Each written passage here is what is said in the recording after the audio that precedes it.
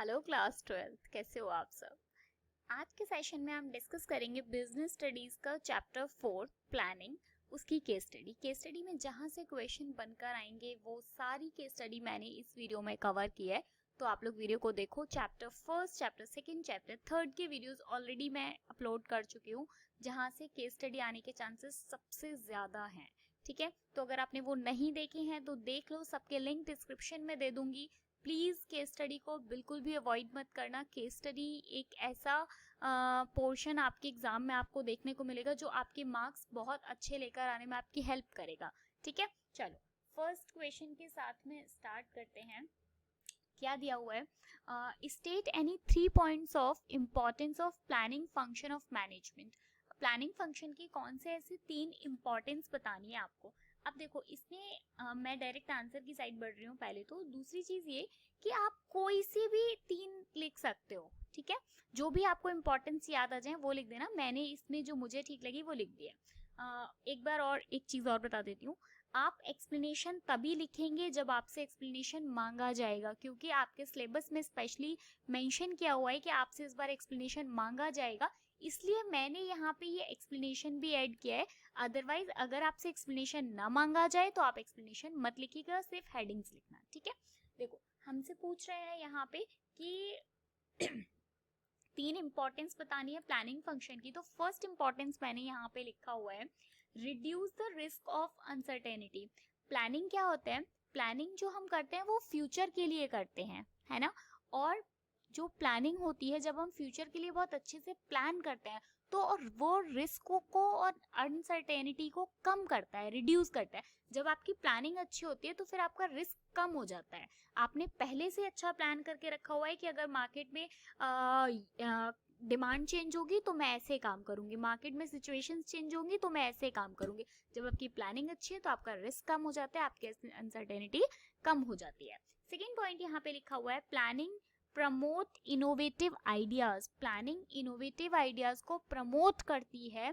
कैसे? Planning is one of the basic managerial function. Before doing something the manager must formulated an idea of how to work on a particular task. innovative ideas कैसे promote करती है? Because जब कोई काम आपको दिया जाता है, जैसे अभी आपका टर्म 1 के एग्जाम्स है, तो आप क्या कर रहे हो? आप एक प्लानिंग के साथ पढ़ रहे हो। हम आपको डेली वीडियोस दे रहे हैं, डेली आपको दिन में 2 बार 3 बार वीडियोस मिल रही हैं, और आप क्या कर रहे हो? आप एक नए नए आइडियाज के साथ, जैसे कुछ आप लोगों को बता रहे हैं कि किस टाइप के ऑब्जेक्टिव्स आएंगे, वैसे ही मैं आपको बता रही हूँ कि किस टाइप की केस स्टडीज आ सकती है। तो प्लानिंग क्या होती है? ये हमारी प्लानिंग ही है कि मैंने सोच के रखा है कि आज बच्चों को 4th चैप्टर बिजनेस स्टडीज का मिल जाएगा, तो मेरे पास इतना टाइम बचेगा, कल मैं बच्चों को ये करवा दूंगी, परसों ये करवा दूंगी। तो प्लानिंग क्या होती है? हमें इनोवेटिव आइडियाज देती है कि एक पर्टिकुलर टास्क में हमें कैसे काम करना है।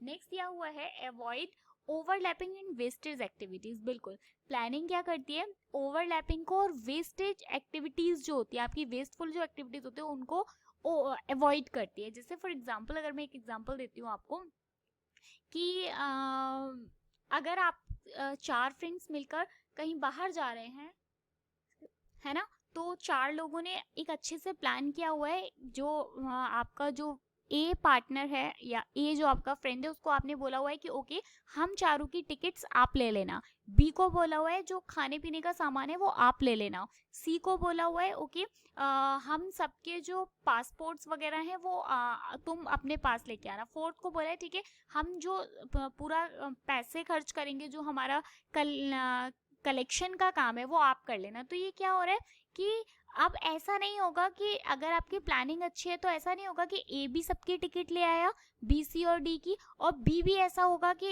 ए सबकी टिकट्स ले आया। प्लानिंग ऐसा नहीं होता। उसको पता है कि मेरा पर्टिकुलर काम क्या है, ए को पता है मुझे क्या करना है, बी को पता है मुझे क्या करना है। तो प्लानिंग अगर आपकी अच्छी होती है तो वो आपको ओवरलैपिंग और वेस्ट, जो आपका वेस्टफुल एक्टिविटीज होती है उनसे आपको हेल्प करता है।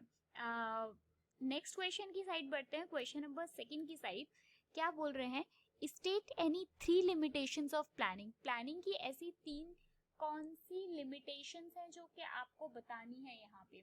यहाँ पे क्वेश्चन नंबर 2 लिखना चाहिए था, मैंने गलती से 3rd लिख दिया है। ठीक है, क्या है? एक बार देख लेते हैं कौन कौन सी ऐसी लिमिटेशंस है। फर्स्ट दिया हुआ है प्लानिंग में not work in a dynamic environment.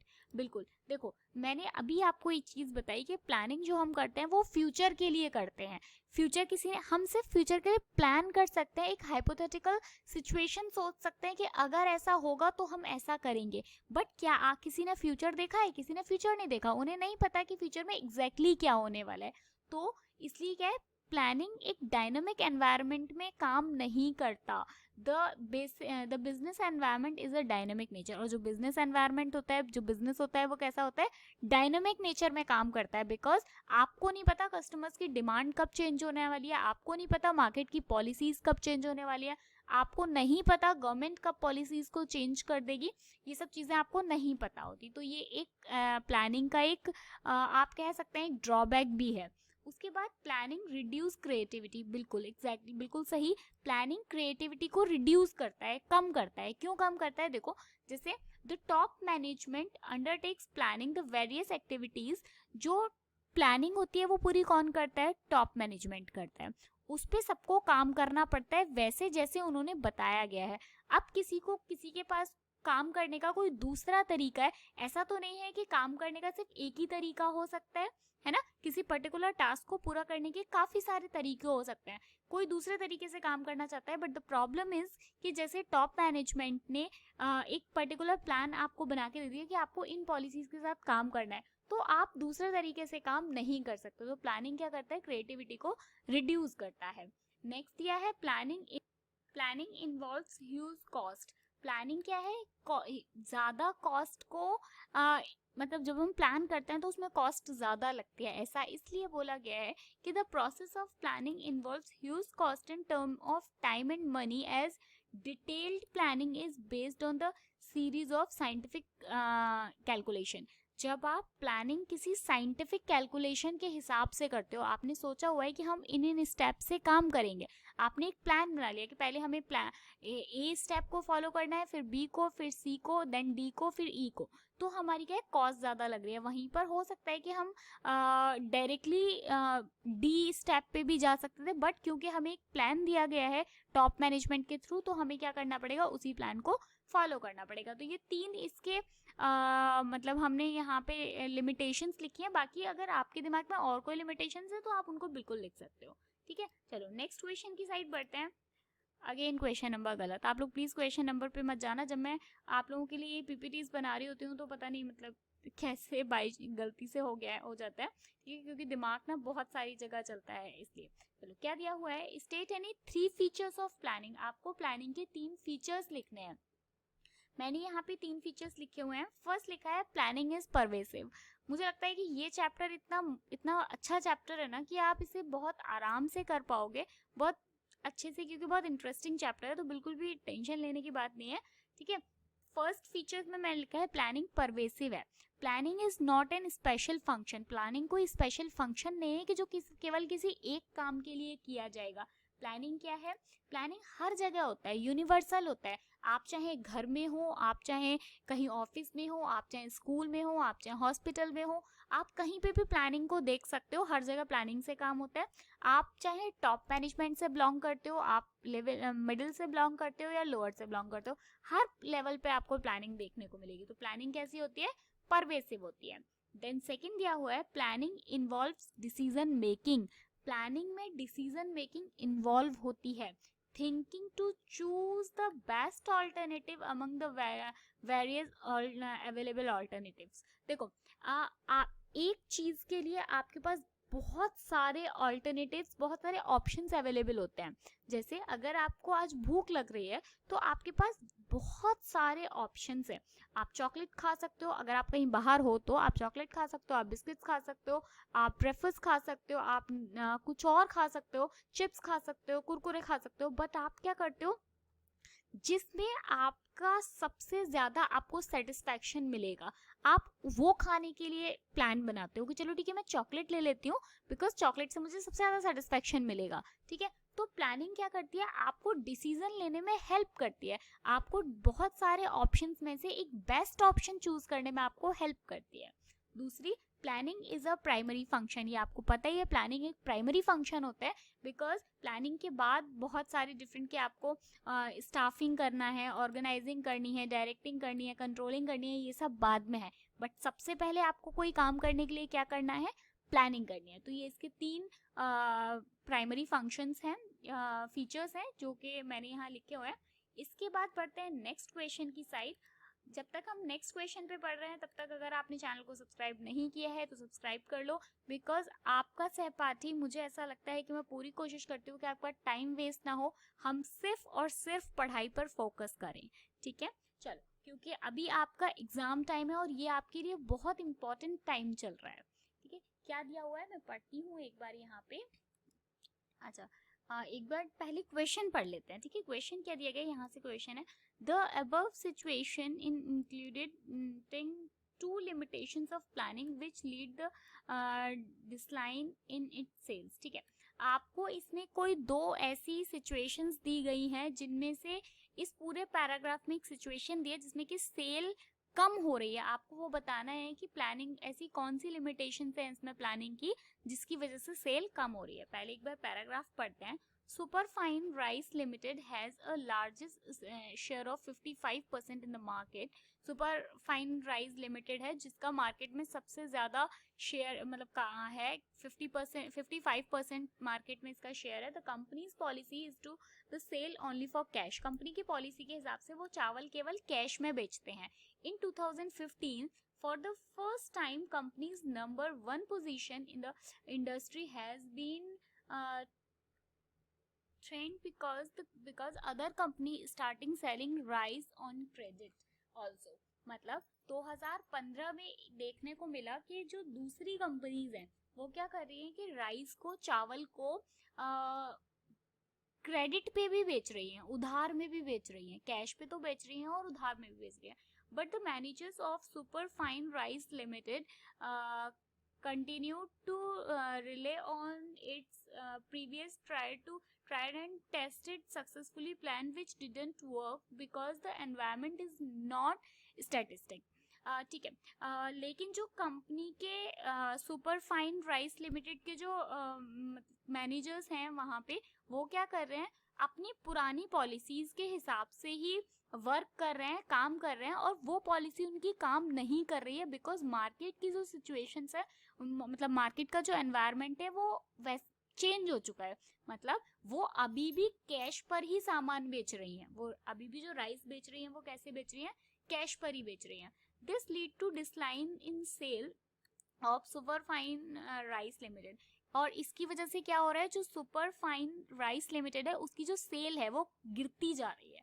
Hope कि आपको केस स्टडी समझ में आई होगी। बहुत सिंपल सी केस स्टडी है कि एक सुपरफाइन राइस लिमिटेड है जिस 55% मार्केट में उसका सबसे बड़ा शेयर है और वो कैश में सेल करती है। बट 2015 में क्या हो रहा है, बाकी जो कंपनीज आई हैं वो क्रेडिट में भी सेल कर रही हैं। इसकी वजह से क्या हो रहा है, और ये अपनी पुरानी पॉलिसीज पर ही काम कर रहे हैं, तो इनकी वजह से इसकी सेल गिर रही है। आपको बताना ये है कि इस पूरे पैराग्राफ में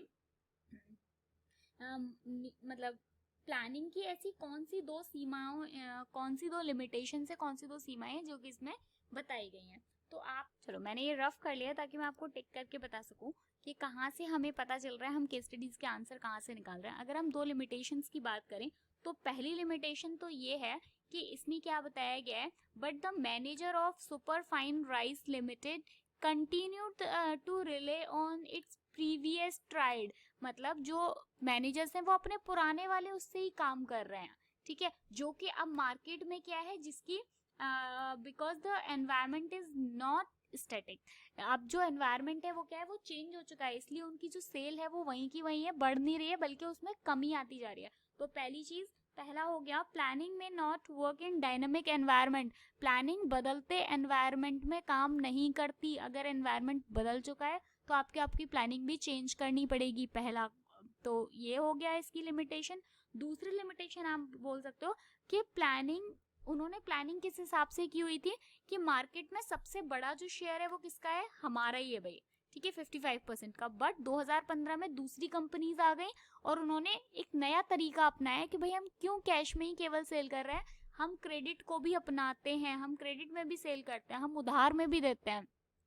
तो मतलब प्लानिंग आपको एक रास्ता बताती है आपके गोल तक पहुंचने के लिए, बट वो आपको वहां तक पहुंचा ही देगी ऐसी गारंटी नहीं देती। तो एक तो हो जाएगा इसमें।